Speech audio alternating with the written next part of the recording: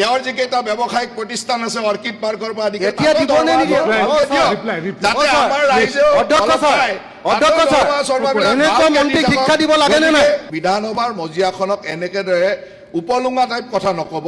আৰু মই ভাবো যে ভগৱানে তেওঁ সুমতি দিয়ক, এইবিলাকৰ যাতে সুমতি আহে, কাৰণ এতিয়া যি পৰিৱেশ দেখিছো ভগৱানে সুমতি দিয়াৰ বাহিৰে আৰু মই একো দেখা নাই। এইবিলাক মিছা কথা লিখি এনে কাগজখন নষ্ট কৰিছে। এতিয়া ক্লিয়াৰলি ক'ব লাগে যে অসমত আমাৰ কৰ্মচাৰীসকলৰ কাৰণে OPS পুনৰ আৰম্ভ কৰিব নে নকৰে। আমাক NPS নালাগে, OPS লাগে। বিধানসভাৰ মজিয়াত যেতিয়া আমি তথ্য দিওঁ, এই তথ্যবিলাক এই ধৰণে উপলুঙা কৰাটো উচিত নহয়।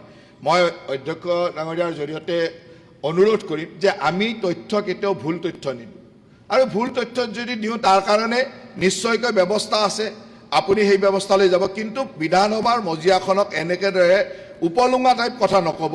আৰু মই ভাবো যে ভগৱানে তেওঁ সুমতি দিয়ক, এইবিলাকৰ যাতে সুমতি আহে, কাৰণ এতিয়া যি পৰিৱেশ দেখিছো ভগৱানে সুমতি দিয়াৰ বাহিৰে আৰু মই একো দেখা নাই।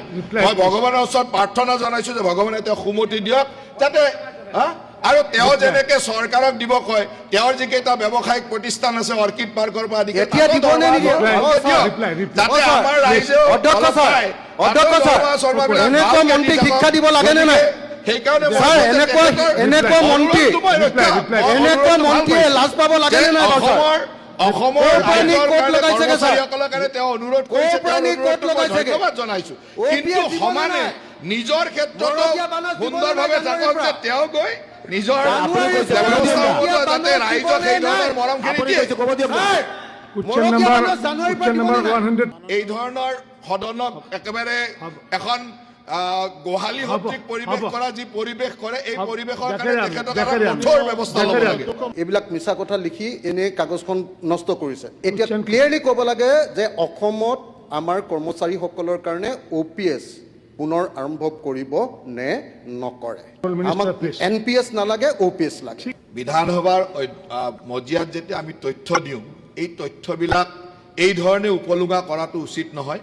মই অধ্যক্ষ ডাঙৰীয়াৰ জৰিয়তে অনুৰোধ কৰিম যে আমি তথ্য কেতিয়াও ভুল তথ্য নিদিওঁ, আৰু ভুল তথ্য যদি দিওঁ তাৰ কাৰণে নিশ্চয়কৈ ব্যৱস্থা আছে, আপুনি সেই ব্যৱস্থালৈ যাব। কিন্তু বিধানসভাৰ মজিয়াখনক এনেকেদৰে উপলুঙা টাইপ কথা নকব। আৰু মই ভাবো যে ভগৱানে তেওঁ সুমতি দিয়ক, এইবিলাকৰ যাতে সুমতি আহে, কাৰণ এতিয়া যি পৰিৱেশ দেখিছো ভগৱানে সুমতি দিয়াৰ বাহিৰে আৰু মই একো দেখা নাই। মই ভগৱানৰ ওচৰত প্ৰাৰ্থনা জনাইছো যে ভগৱানে তেওঁ সুমতি দিয়ক, যাতে আৰু তেওঁ যেনেকে চৰকাৰক দিব কয়, তেওঁৰ যিকেইটা ব্যৱসায়িক প্ৰতিষ্ঠান আছে অৰ্কিড পাৰ্কৰ পৰা আদি যাতে আমাৰ ৰাইজেও